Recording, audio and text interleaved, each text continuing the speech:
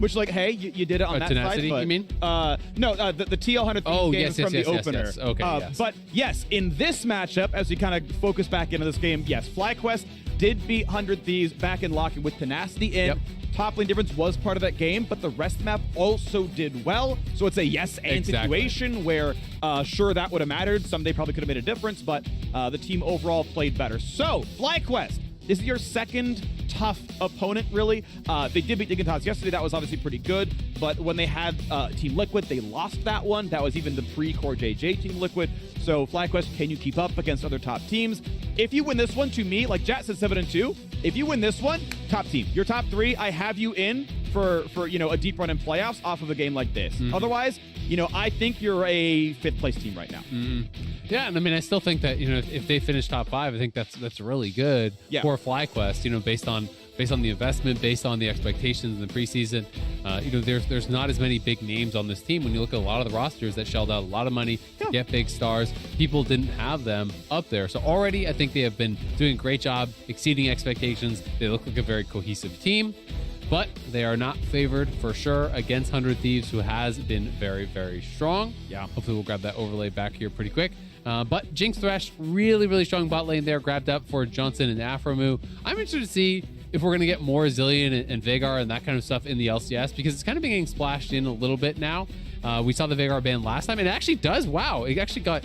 Did that get locked? Or yeah, they're on bans. That's great. So this was I was going to mention it just because Corki we saw against EG yesterday when TL brought it out. Then today, EG banned Veigar against another team to first pick Corki. So that leads me to believe it's more than TL that is bigging out Veigar as this, we're not going to call it counter pick, but as an answer, or as a strong champion that can scale freely through the lane against it, whatever you want to kind of say. Right. Yeah. I think Veigar has tremendous value in the later stages if you're not punished in the early game. And Corki isn't a champion that can really punish you in the early game. And even just the threat of that cage, we saw with Predator ganks, you come with the Predator, you drop down the cage. If your jungler's there, Corki has to Valk out. You can kind of put on some pretty significant pressure there. And if you ever do get caught, it can be a bit of a death sentence, but banning out some early game junglers alongside that. The Olaf, the J4 taken out, Volibear kind of really rising in priority, Udyr getting some play. I think Jose actually played it yesterday, I want to say, or...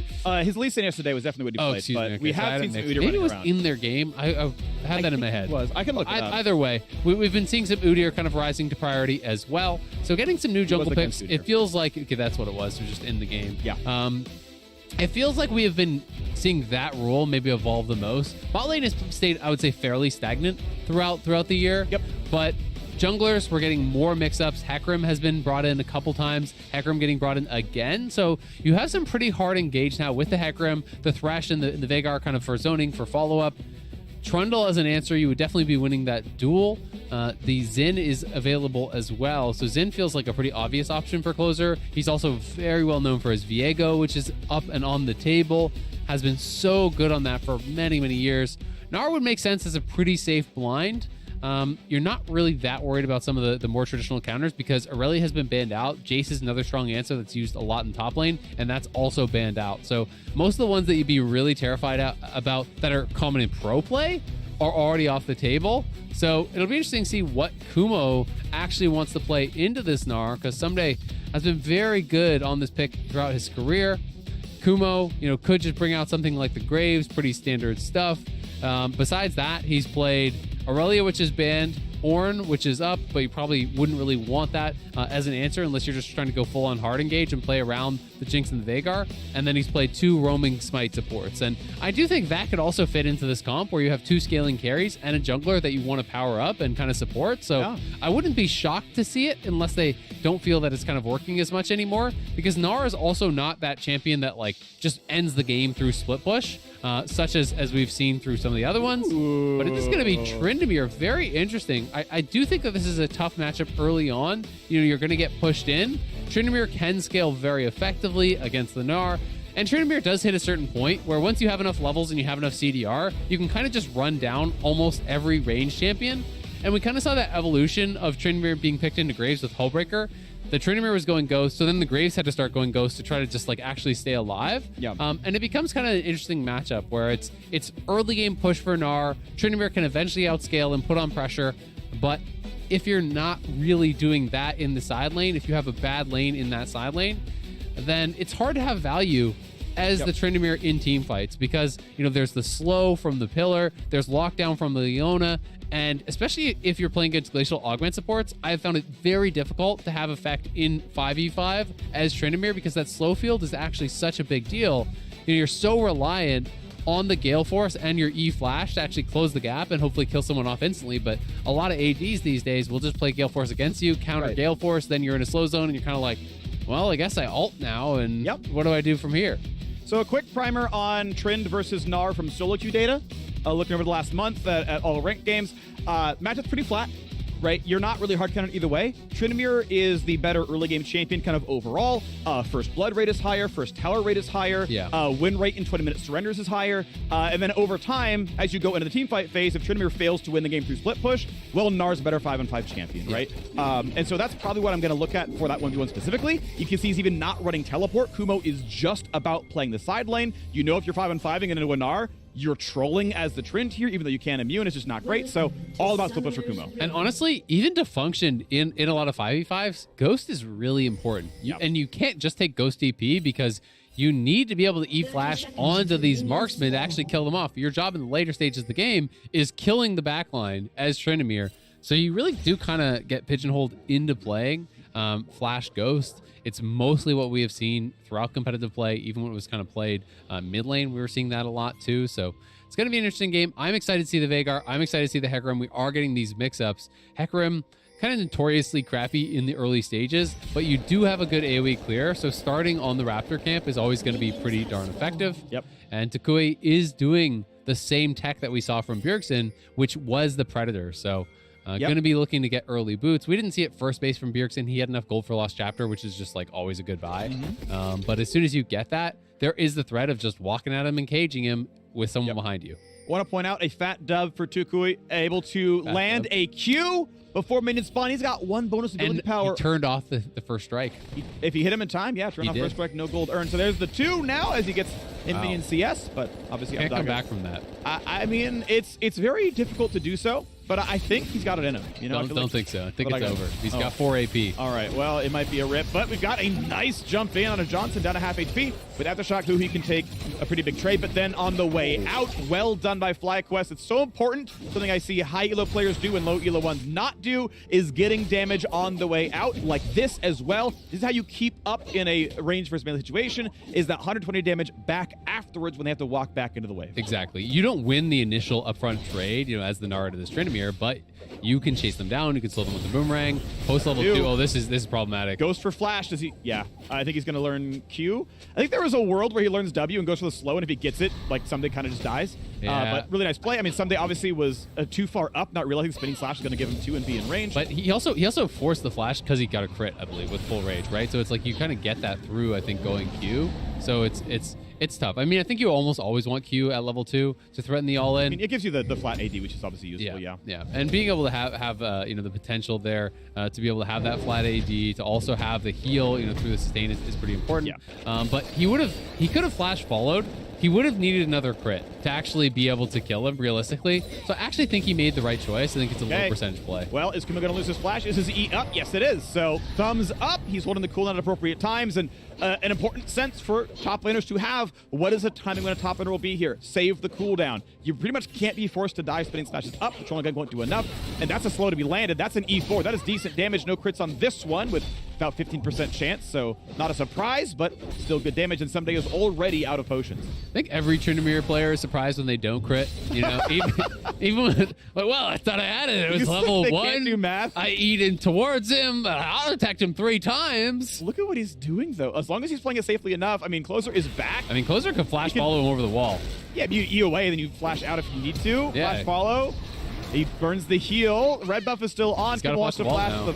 Yep. And that pillar was a little bit sooner. Kumo wastes the flash and dies, so that was really tight. Yeah, exactly. That was actually really well played there by Closer, because as you say, you can actually create it so it's a longer flash, and he'll then just flash into the wall there, because he won't actually get to the 50% mark through the wall, so he won't traverse to the other side. But that was pretty aggressive stuff from him. Not really kind of paying respect to Closer, and Closer was always going to chase on that play.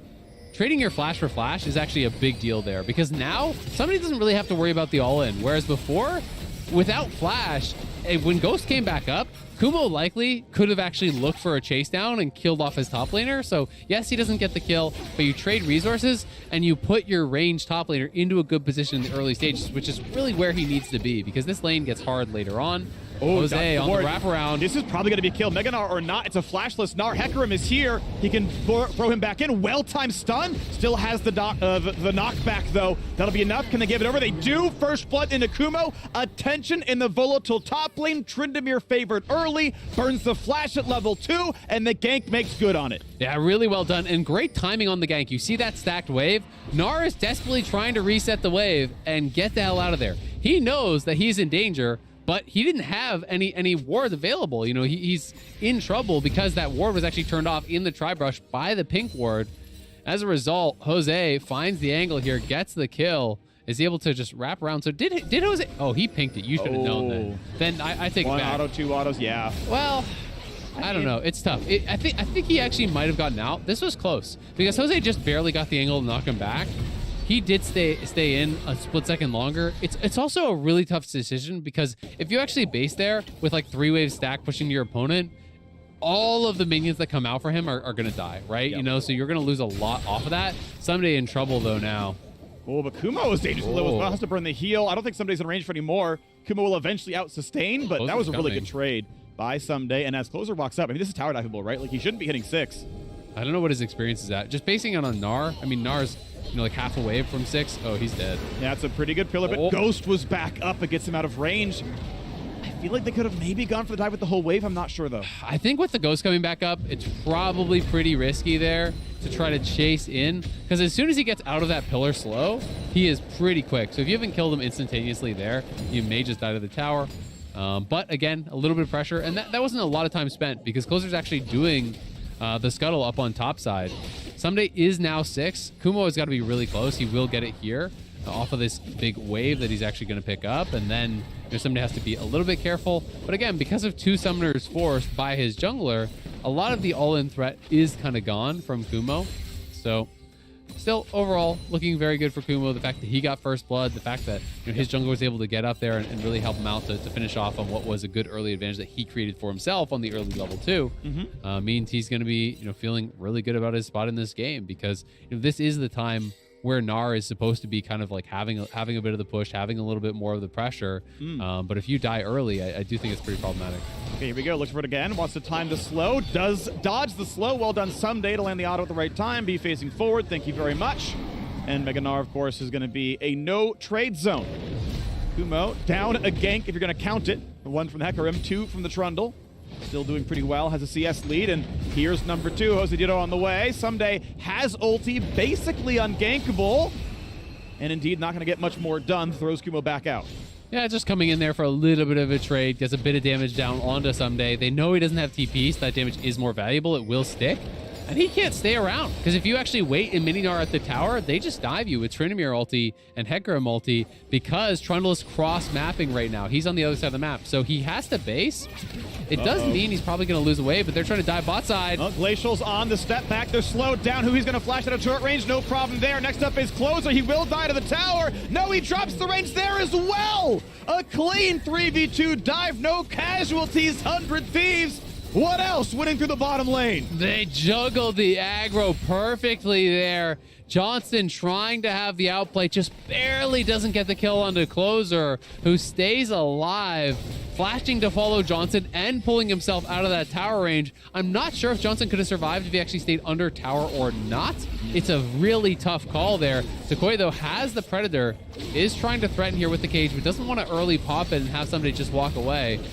They are going to zone him away, though, and there's no real response coming up here from 100 Thieves, so it will be their Herald, and it's going to be the kind of tale of 2 lanes, right? Very likely to focus towards top lane, trying to enable this Tryndamere, where 100 Thieves are going to continue to look to snowball FBI, who got so far ahead off that, because he was already up farm. Johnson lost farm at the tower trying to defend the dive, and both those kills went to FBI. That is a huge Aphelios. Look at that. Yeah. Noon Quiver. He's got the pickaxe. He's got Berserker's Greaves there as well. That is beautiful. He is so damn far ahead. As you can see, the Jinx mostly trying to farm it out, right? Early Cole, trying to scale up, and that's a tough look right now. So 900 gold lead, 100 Thieves, but FlyQuest onto their second neutral objective. They're not supposed to be winning in the bottom lane, but the wave was shoved in. Tukui got enough done in the mid lane that this is going to be the first dragon. Notice that this ward is not actually turned off by that pink ward. So this is one of those things where you have to actually be careful about your placement. You know, that does not turn off that ward. You've got to have it more central or people can sneak them in. This is something you see happen, you know, more frequently than you would like, especially because Dragon can bump your wards. So you actually have to be a little bit more cognizant about where you are placing them there. There's some sneaky ones as well you can do around Baron where you place it, you know, just outside of the pit, right against the wall. So you can see people enter, and people often put their ward too far in or don't sweep outside, you know, thinking that it's covered. So little things that you can sometimes optimize to try to make the most of those pink wards. And Decoy here to check in on the Veigar. 85 bonus AP so far. Quite a lot this early on, and we'll see if he can just continue stacking it up. Ever since Veigar got, I think it was the Q cooldown reduction buff, it has been seeing quite a bit of play in solo queue, so I'm glad to see it making its way into pro, because I do think it's an incredibly strong pick, especially against a lot of melee-heavy teams. It's really tough to team fight in effectively against the Veigar as a melee champion. You have to be so careful about that cage, and a lot of times your melee engages and Veigar will actually just cage between the melee and the range. So the dive comes in from Leona and the Trundle and the Gnar, and all of a sudden Corki and Aphelios have a cage between them and their melee champions, and they can't follow up, and your front line just dies. So it's really tough to deal with if the Veigar uses it appropriately. And then it just becomes, can you tank this for long enough that, you know, that 2 second or so stun is going to be enough for you. Merc Tread's a reasonable option here, based on, you know, the Hecarim Fear mattering, Veigar's entire kit mattering, the Chompers, Thresh's pretty much entire kit, all those Merc Treadsable. So I don't think Sumday's making the wrong choice. He has to win against Tryndamere. No. That man is entirely out of tech. If you rush Mercs here again. Yeah, you don't rush Mercs, but like I could see him like getting Warden's Mail first or something, or like trying for a fighter mythic and hoping it's enough. Like there's a case. I don't think. I just think the move speed is really what he wants here. Valuable. The move speed is super valuable, and if you're saying the move speed is super valuable, you need to rush tier 2 boots, and you don't want to spend your gold on Merc Treads, right? So I think it's for sure the right call here. In these range versus melee matchups, especially against Tryndamere who's playing Ghost, you need to have move speed to have a chance, because then if you have tier 2 boots, at least if you proc your hyper, you hit him with Q slow, like you can run him down or outrun, you know.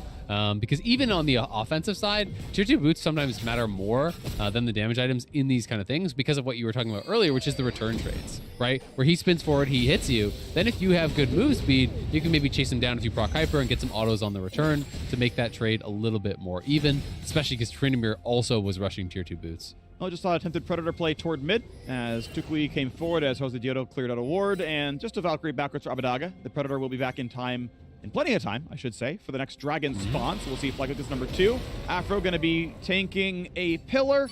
Ultimately going to be fine. The early slow was nerfed a while back. Not a big threat there as Kumo lands the slow, so he's going to ghost forward. Decent damage here. Is it going to be enough is the question. Someday, has Meganar does not blow the ult. He wants to hold it. I believe the cooldown's short enough that he would still have it in time for the dragon fight. Regardless, it's going to be a stun, a lantern, a flash forwards. A lantern is going to be enough. It is not. The lockdown is there. Bought what time he could. Not going to be enough. Well done to find that kill. Yeah, going aggressive. They get the kill. Kumo looking again, but without Ghost. That's that move speed. The 2-2 boots. He procs hyper. He walks away, but they're going in. Nice flash. Yeah, they get the flash out. It's going to be enough. Now close here for a bit more. How much can they tank? A knockback by some space, but Someday going to keep doing a bit of a free hit right here. Kumo just barely does not get the hyper procced on him, and so he's going to have to walk away. And, well, still, 2,000 gold lead, 100 Thieves. Sure, they're down a dragon, but the Herald's already been crashed. That money's been cashed in. Yeah, I mean, the biggest problem is you look at bot and mid, and you look at the gold difference, right? That is what's getting concerning here. Because off of that death for Tukui, Abadaga pushed in, got 2 plates. That's a full kill worth of gold himself. He got additional minions. FBI already had 2 kills and is farming all of these plates solo top lane. So he's a good 1,200 gold ahead. Mid lane is nearly 1,400 gold ahead. That is the big problem right now for FlyQuest. They do have good scaling, but Kumo's going to have to be able to buy them some time, and it hasn't looked like he's been able to push his advantage too much more. Someday he's just going to play this passively because his carries are winning, so his job is just don't give up that much and survive. He doesn't really have to do anything more than that. And that's important to know in League of Legends. You know what your role is in the game. If other people are slamming the game, you don't need to be the hero. You just have to chill and make sure that Tryndamere is not the hero. Yep. He's got a steel catch. He's got a phase. He's going towards some defensive options. He's going to be all right at the end of the day. As you can see how far back Johnson's to play, has to be respectful of who he may be going for a flash ult or a flash E. Afro, of course, could have fast fingers, but you don't want to kill yourself. Knocked on the wave a little bit there. FBI takes an auto, but I mean, honestly, going to be fine right now. Going towards what we're seeing more and more. Bloodthirster second here on the Aphelios. BF Sword is going to be that build path. 100Thieves indeed have control, and the second Dragon is going to go 1-1, tying up that score. As Kumo tries to fight, right? He is the one winning part of the map, and just doesn't get a lot done. No, not really able to get too much done. Someday Mega's out there, and it's tough to actually win that scrap. Abadaga, though, has the package. That's killable. That is absolutely killable. Lands a smite. Second Valkyrie not going to matter.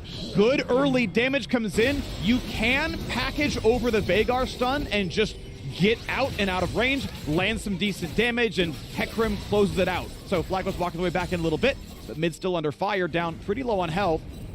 As Jose, I believe, they look to fight over the scuttle.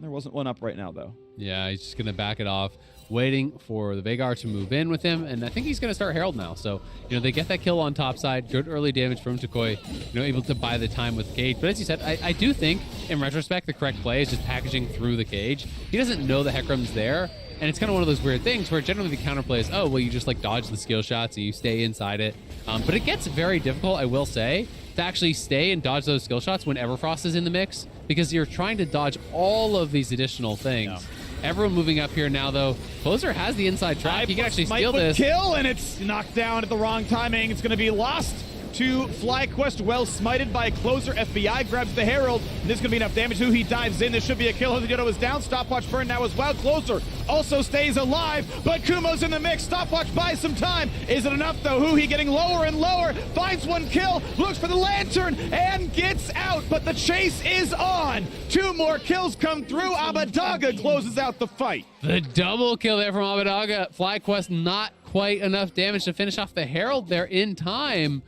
The way they entered seemed a little bit haphazard, so even though they had members there, they weren't all around that pit fast enough, and all of 100Thieves just beeline straight in. Closer gets in, the eye gets popped, and he's the one that finishes off with the smite, so they get the Herald, they take 2 towers without even using the Herald, get additional kills now onto the Corki, and they are so far ahead. Now FlyQuest moving those members up, but because they're not all joined up together, 100Thieves just go straight in. Abadaga has that inside track where you see Afro and Johnson have to kind of just go around the long way, right? They're having to enter this way. Kumo's all the way down here. So by the time they actually get over there towards the pit, it is just a little bit too little too late as Jose Diodo gets picked there by Huhi over the wall. And Huhi gets hit by the Cage, but it's not really enough to quite finish him off. Buy some time there with Kumo, and now again, back to that bot side. They're looking for a dive. He has no ult. Ulti down, Summoner's down, no way out. Kumo drops, someday gets revenge. 300 gold to him. It's going to be as much damage as the last fight. Yeah, and that's going to be a bot lane turret dying now as well. So 100Thieves turning the corner. That is 5,000 gold. It's going to be 6,000 gold soon. This turret is always dead. FBI just getting rid of some charges on the purple gun. And then, yeah, they can stay. This is always bot lane tier 2. 800 gold split amongst the team. Most of it local. We'll see if Closer takes his share. Yeah, I think he's just covering because they don't know exactly where everyone is, so you're a little bit nervous about having your AD hang around. So at the very least, he's just going to stay in the brush. He's backing up now, and here comes Jose. So good thing he did stay around to protect him. Yeah, the man would have died in the 1v1. I'm pretty sure FBI doesn't have the tools to get away. Yes, he could cleanse the fear, but I think Hecarim still chased down by it. Yeah. With Ghost as well as Phase Rush, there's no getting away. Even if you Gale Force away and cleanse the fear, you just don't create any distance. You kind of just get ran down by the base stats of Hecarim at this point in the game. Has gone for Chemtech Hecarim, by the way. The more aggressive, I should say, team fight engaging style. You can certainly play Trinity Force and play as more of the fighter, more of the bruiser. That said, honestly, just starting the fight for your Tryndamere, starting the fight for your Jinx, I think makes sense in this comp. You are playing triple carry, skewing toward tank here, I think makes way more sense based on comp, so I think intelligent choices being made. And we'll see if FlyQuest can find their way back in. They still have a pretty big Tryndamere. He is on 2 items. Problem is, Someday is already on Hullbreaker plus Steel Cap, so going to be very hard to actually kill him in that side lane. Yeah, exactly. I mean, he just has to go defensive build. You don't have to do anything. We talked about this earlier. You know, you have the additional armor from being isolated with Hullbreaker. You have the Tabby's armor. That's going to be more than enough to keep him safe from, you know, an easy all-in from Kumo. You know, Kumo likely is going to have to, you know, build towards even like Last Whisper, which is super, super far off to be able to actually threaten someday if he is isolated with that Hullbreaker. So it's going to be a tough time for Kumu to be able to really pressure. And he's also now down 2 levels because he's been getting pressured and missing XP and not optimizing farm as much as he would like to because of the state of the game. So I just don't think he wins side anymore. So they're going to look for a fight. Nice cage. The cage going to hit the back line. That's just going to be a deletion. Mini Gnar has no MR and gets basically solo killed by the Veigar. Mid lane is completely open. Jose Diedo got some damage. Tuku doing the same now. And how's 100Thieves going to do anything about this? I mean, the river is kind of just owned at this point. Jose should be able to walk away cleanly. And the second dragon for FlyQuest, I think, bounty. should be a formality. It should be an objective bounty. Of course, the kill on Sunday, valuable as well. It would be a miracle steal. Rockets land in Fog of War, and it's going to be a walk away. But mid lane tier 2 could be under assault. Nah, Wave's going to be caught. Yeah, that's a big deal. I mean, they grabbed the bounty the top tier 1 already. Johnson grabbed early, so now they get the dragon bounty. They get the kill on a Sunday. So a nice little swing in gold. It was, you know, nearing 6K, I believe, actually, after 100Thieves took that bot lane tier 2. So a nice little bounce back. We'll see if they can get anything more. Just going to use the Jinx ult for scouting, see if there's any sort of cheesy Baron play. You know, with the Aphelios. We can watch this one more time. Just Predator, Veigar, run straight up, drop the cage. Somebody tries to get out the back of it. Does get comboed here by the Veigar. The Jinx ult over the top, plus the Jinx rockets were keeping him safe, giving him the range to still hit there. Nice little return fire from Abadaga over the top, but it wasn't enough to actually, you know, push back Johnson and Takoi. We'll see. Bjergsen yesterday ended the game on exactly 1,000 ability power on Veigar. We'll kind of keep that track going to see. 216 bonus right now. 216 bonus. The total, once you get death cap, is probably going to be, yeah, that's going to go to like 500-600 when you get all the way to death cap. Obviously, the 35% bonus is pretty nice. But that's still a ways away. Does not have the second NLR nor the combine, which is 1,100 itself. So it is a slow build path, but clearly worthwhile. And he is on 1,500 gold. So, you know, he has some cash in pocket here, looking to just kind of keep farming that up. He's going to sit on the tier. Probably he could go that second, but I just generally think that going death cap second is just so valuable because of the interaction with your passive and all that free AP that you get. Yep. You know, Archangels is fine, but you can just go at third, honestly, or go Void Staff and just sit on the tier because tier is a great laning phase item. Yeah, one important thing to think about with the game is that like your early power spikes matter, getting online for stuff, and so for example, you know. Yeah, you could go Seraph's Embrace and you can spike and get, you know, 25 ability haste. Yeah. And some AP, but the AP flat like is fairly irrelevant because, hey, what do you care? Most items, or a lot of games, I would say, you know, about half of games, you're not going to get to your third slot. So do you want to play half your games when you never hit death cap on Veigar? Yeah. Probably not. Yeah. So just get it second, get that online as soon as possible. Yeah, you've got less haste. Like, yes. And you're sitting there on a trough where you've got component.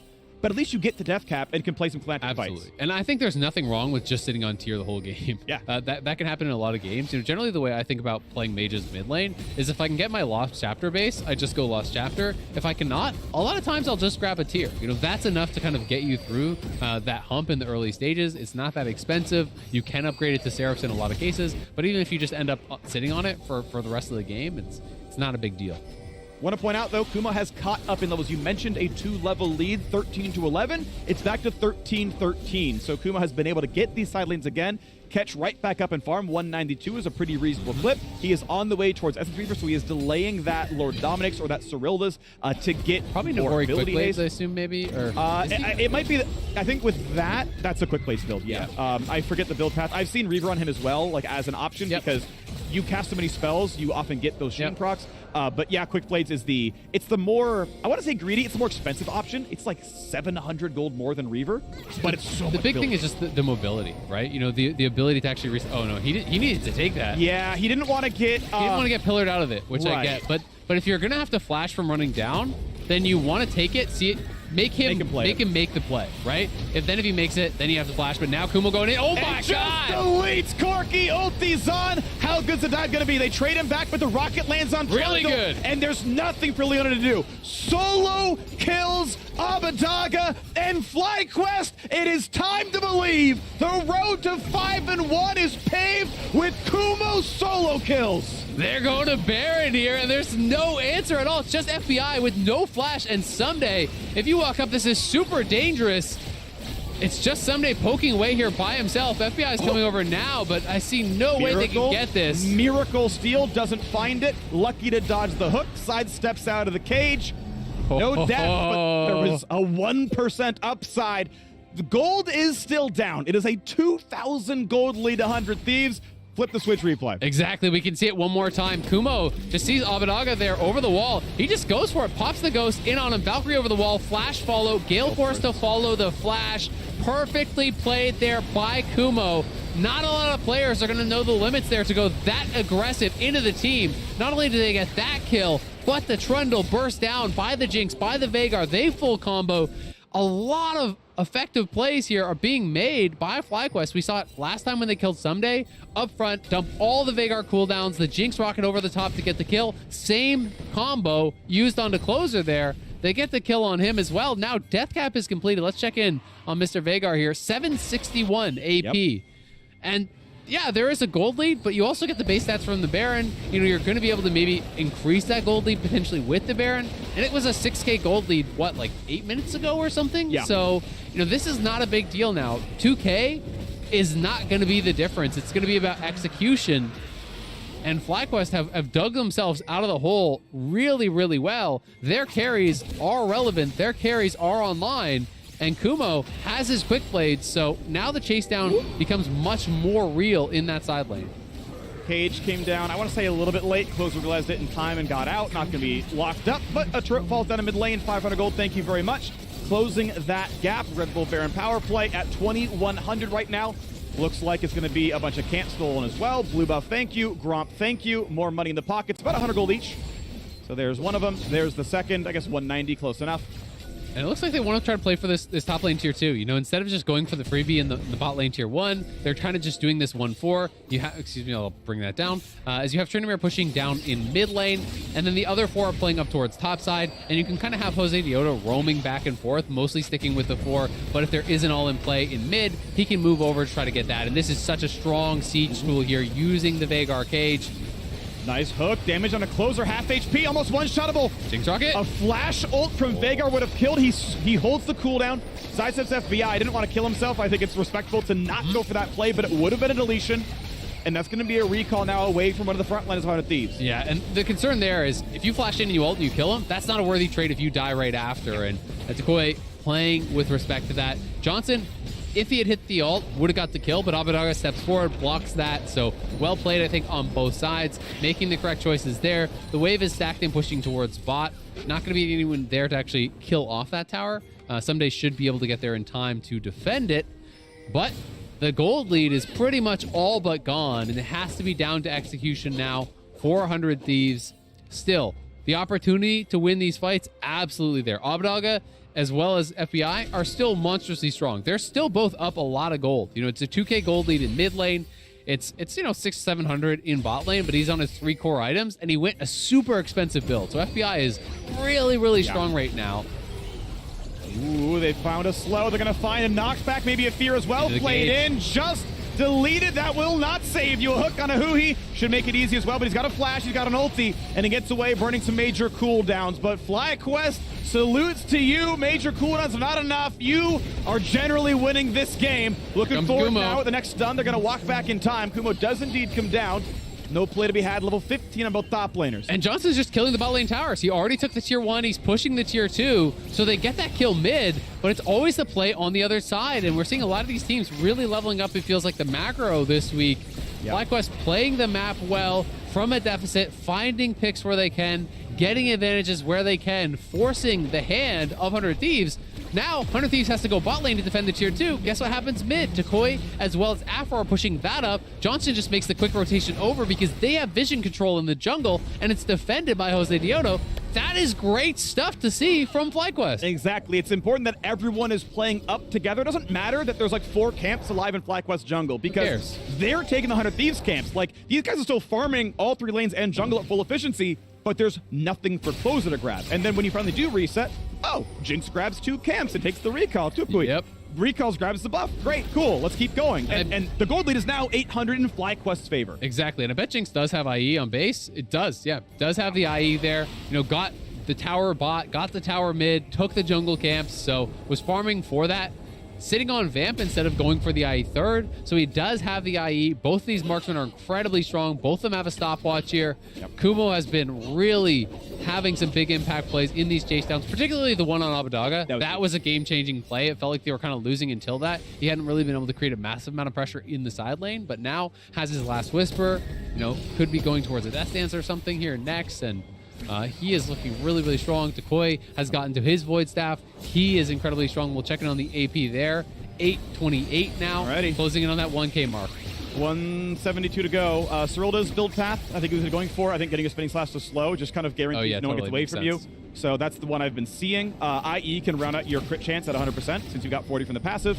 And IE can be your third crit item at item 4. Rockets chunk Kuma to half HP though. Like, that is scary. And his sustain is not there just yet. Closer wants to walk up for a good pillar play. Instead, they'll settle for just the wave. But now Kumo gets to stack up the passive, stack up the rage, get a bit more back with the Q. Oh, they're going to threaten Baron.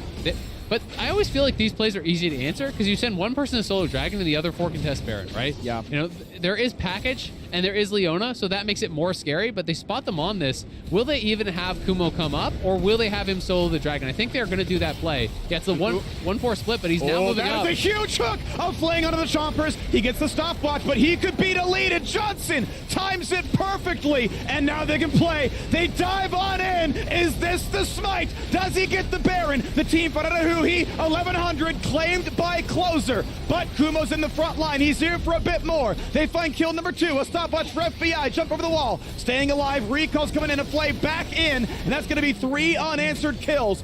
A Baron for 3 kills is equal gold, but the map now belongs to FlyQuest. Exactly, and they're going to get so much more. They're going to get the Dragon for sure here. They're going to push as well. Closer is just too damn good, though, on these smite fights. It has to be said. This man don't miss. But FlyQuest win the fight after. Takoi on the wraparound here could look for an angle for a cage. If they are not careful, you got to respect the cage on the siege. But they're just going to push it in. They're going to retreat to the Dragon, put themselves to Soul Point. Cloud Soul is big value for Hecarim. It is incredibly good as well for Tryndamere. Those are 2 of the best champions in the game, I think, specifically with the Cloud Soul, because you're getting amp damage with that ultimate, you know, throwing him in there, getting the move speed as well for the Hecarim, but also the ultimate move speed for Tryndamere allows you to chase down carries incredibly, incredibly well. And Afro here over the wall, seeing Abadaga, finds the hook. The pink ward was cleared out, so he lost vision of him, I guess, and he just goes straight in, couldn't react. And then, yes, he goes into the stasis, but you're coming out into the cage, you're coming out into the chompers, you're coming out into that perfectly timed Jinx ult. Beautifully done. Jose smites the Dragon, or smites the Baron, excuse me, down to I think it was about 100 or 120. The perfectly timed smite right there after by Closer. He knows the fight is lost. He flashes out. He's going to recall back to base.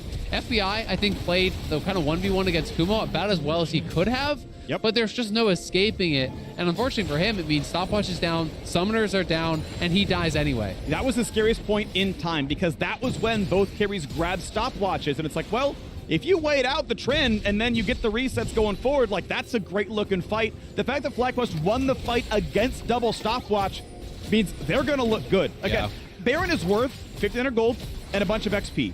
They probably went XP positive on the play, but you can see from the gold values, basically nothing moved, you know, either way on the needle. Obviously, FlyQuest now on Soul Point as well. That's clearly valuable. But FlyQuest are stronger now than they were a minute and a half ago. Absolutely. And it just has been slowly crawling, that gold lead, falling and falling and falling, and now it is building for FlyQuest. As this was an early game that looked like 100 Thieves were going to be able to run away with it, but FlyQuest have just made some great plays. I don't think 100 Thieves are playing a bad game by any means. I just think they've been punished heavily from any little misposition. And that kill mid lane for Kumo was such a game changer, you know, getting them a leg in. And now sitting at Soul Point, sitting with the gold advantage, items getting completed here. Johnson now, he still has his stopwatch and his BT is done. So the build is getting well and truly rounded out here for Jinx. We talked about the Void Staff, and we're getting a really cool piece of tech here. Anathema's Chains from Takoi. This is, I think, a really strong Veigar item. Not only just to kind of give you some survivability and ability haste, but the reduction of tenacity is actually quite nice because you can get the super long cage stun on one of these carries, which makes it quite valuable. And it's also going to make it a lot harder for Abadaga, who I assume he's going to actually put it on, to get that poke damage down on him. Yeah, I mean, you don't get poked quite as hard, and that CC lasts longer. Good luck getting away from that one at all. We know Aframu is on his way towards Mikhail's. I saw the Reju bead and the Negatron a while back, so he's on the way towards getting away from Leona stuns and helping out his team. Obviously, the mid laner doesn't have his cleanse. Yes, Johnson can play it, but, you know, poor Veigar's going to be locked in place. Hasn't gone for Zonia's, right? So has to respect all the Leona stuff, especially when Flash is down like now. And we wait and watch because we got 2 minutes to go until Dragon Soul. Yeah, and it seems like that's going to be the play. It's just going to be about prepping that, trying to push outside, trying to create as much of an area of darkness for 100 Thieves as they possibly can. More and more items coming through here. Looks like it is going to be the IE next here for Kumo, you know, working towards that with some components. Jose Dioto is very, very tanky. You know, he is on the full 3 items. Of course, that can be shredded pretty heavily by closer. You know, this is still a very winnable game for 100 Thieves, despite the fact that they have, you know, lost hold of their advantages. If Jose Dioto over-engages or makes any sort of misstep, you get Trundle ulted, you get shredded by Abadaga and FBI, and the game can swing very, very quickly. Yeah, Lake Philios is absurdly scary. He's on 4 items. Exact same build, basically, as the Jinx. They've swapped Mythics, but otherwise the same kind of path right here. See, as the Trundle went towards some earlier MR as well, there's not really a need for percent armor pen either, so I kind of like the builds all the way around. And I think if it comes down to a straight-up 5v5, the X factor is just going to be how well can Kumo perform? Like, what can he get done? You know, but I think still FlyQuest would prefer 4v4s much more than that straight-up full-on 5v5. You know, they want to be able to have Kumo draw someone to a side, look to 4v4, have the Gnar just kind of isolated in this matchup where he doesn't really want to be in that side lane. But not sure if 100 Thieves is going to be really willing to give that to them. I think they're going to be willing to give up the push a bit in the side to group for that soul fight. And then it's going to come down to, you know, can someday be really effective, or can Kumo actually get into a carry? Because if he dives backline and can't kill a carry, the fight can look pretty rough pretty quickly. And that's easy enough to happen. If you go in, you get stunned up. He doesn't have cleanse, he doesn't have QSS, so I kind of want to see, you know, who he focusing more, honestly, on peeling the Tryndamere if he goes aggressive instead of counter diving. Abadaga, Guardian Angel is on, and he's got the package. This is a very powerful mid laner. I like Corki a lot at this point in time. I think he's going to get a lot done. Ward cover's going to be tough. Who he going to check up into the brush. Chomper's down for a bit of defense. Waiting for the poke to land. First 2 going to miss, and now goes back to the waves. That's crucial that these do not land. Not everyone on FlyQuest. Basically, only Johnson can easily sustain between these waves.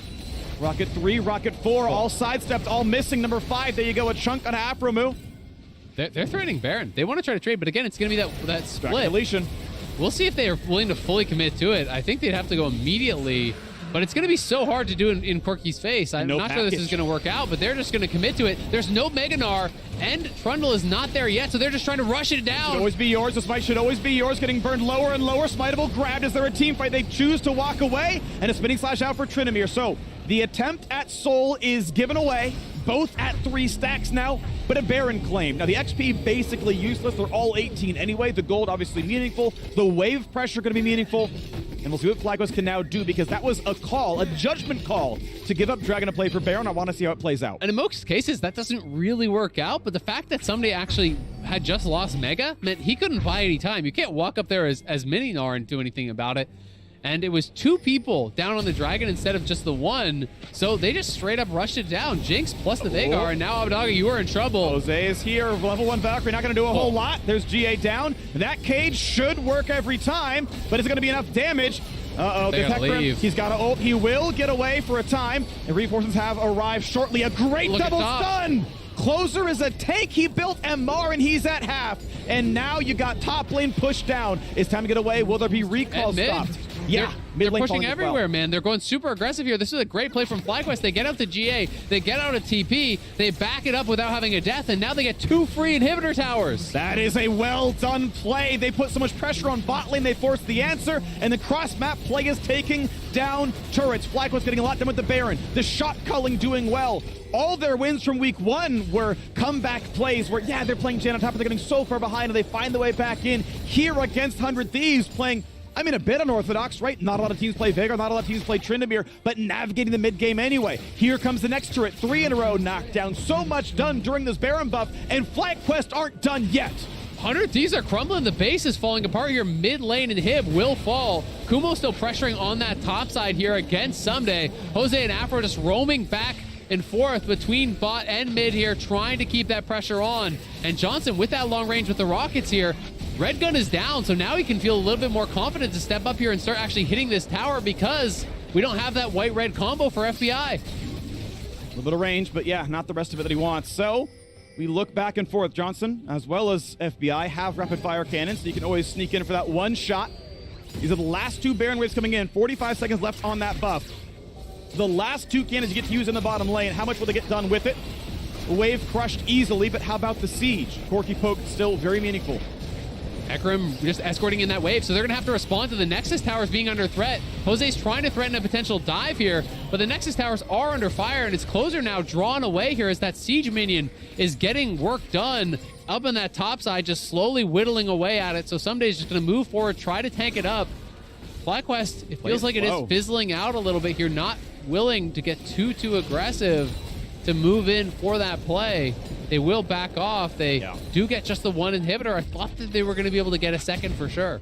But it is still 3.5 towers and an inhibitor, and at the end of the day, a 4,000 gold Baron power play for them. I think overall, on average, hey, that is a really, really good run, right? That's still a good Baron. I agree they could have gotten more. It looked like they could have. That's still a positive, at least. Absolutely. You know, it's still a good play, but they're going to be setting up for this dragon. They get the early reset. They're going to move out. Not a lot of pinks in inventory anymore because everyone has pretty much filled up those slots, so it does become a little bit more difficult to have full confidence in your vision control in these late stages. 1077, the ability power now, so confirmed, irrefutable. Tukui, better Veigar than Bjergsen. Yep. More AP is better Veigar. More AP, exactly. Yeah. Because you can make the YouTube clip with the higher number. 1083. The 1083 AP Veigar one-shots. Coming to YouTube soon. Yep. But coming even sooner is going to be this soul fight. Both teams on 3 dragons. This one is going to mean a lot here. 100 Thieves has mid lane control. They're pushing up. Jose's looking. Looks like he wants it. Hui going to lock him down for a bit there. The stun cage is up, and Closer has to flash get away. Hui down very low as well, but good damage to FBI. Just chunks the backline. That's a GA down. And what can Johnson do except die? Someday's in for the slow. They're going to get the 80 carry. And just like that, 100 Thieves flip the switch. And the map belongs once again to the 100 Thieves. That is such a long death timer here. Tryndamere just running for that top lane, trying to push it in, trying to threaten across map play. But it's going to be soul here for 100 Thieves. That is such a big deal. And that's kind of what we were talking about earlier. 100 Thieves have been losing control. But if you overextend there as the Hecarim, if you get too far from your team, they can focus you down. And Jose Diodo, as a result, was too low to really ult back in. He was a non-factor in the fight. Then the Corky Poke plus the Infernum ulti from FBI and Abadaga chunks out that backline, and just like that, it's a rout for 100 Thieves, pushing FlyQuest further and further away. They're able to get full control, get the soul, and we'll see where they can take us from here, because it's still anyone's game. Johnson now sold the boots, so he's on a true 6-item build here.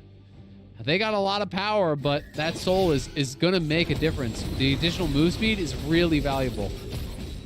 Drops the GA, says actually there's nothing else I can buy. GA doesn't sell very much. It's a 40% sellback rate. Nice stun. Is that enough for Africa? No, it's not. Flashes in for more. He wants this fight. Is it going to be enough? The package is good, but his GA pops. But Tukui can't get much done. Has to flash over the package. Finds a double root, but he should die. Nearly one-shots FBI. Rocket! Johnson comes back from the grave, and FlyQuest come back from the dead. The fear lands, and everybody is wiped off the map. Do you believe in FlyQuest on the road to 5-1, knocking down first place 100 Thieves? Tukui with such a good play there. It's skeet shooting, knocking Abadaga out of the sky, one-shots him on the package, then finds the multi-man Everfrost for the massive amount of damage, setting up for Johnson to come through, cleans him up with the Jinx ulti. That was incredible from Tukui. What a play to finish it. They thought they had the Veigar caught, but he had them caught. And he turns it around. What a finish. You can see the smile on their face. That is such a big win, meaning even more because they started from so far down. 100 Thieves looked like they were going to cruise to an easy win. They're up 4, 5, 6K relatively early on to this game, but FlyQuest making the right calls, playing the map in